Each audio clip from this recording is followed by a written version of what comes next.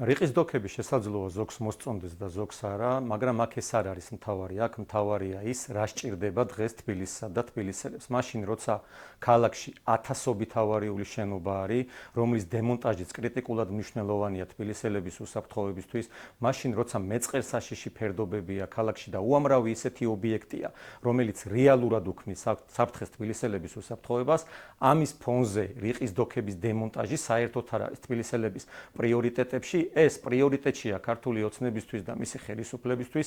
ისინი აქ ხედავენ საკუთარ პოლიტიკურ და კომერციულ ინტერესებს.